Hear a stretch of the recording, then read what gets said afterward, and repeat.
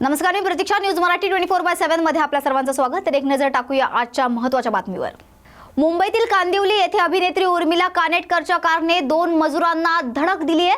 भरधाव वेगाने जात असलेल्या कारचं नियंत्रण सुटलं आणि कामगारांना धडक दिल्यानं ही घटना घडली आहे. त्यातील एकाचा जागीच मृत्यू झालाय तर दुसरा गंभीर जखमी झाला असून त्याला रुग्णालयात दाखल करण्यात आलंय. अभिनेत्री आणि तिचा चालक हे दोघेही जखमी झालेत. समतानगर पोलिसांनी कार चालकाविरुद्ध गुन्हा दाखल करून तपास सुरू केलाय.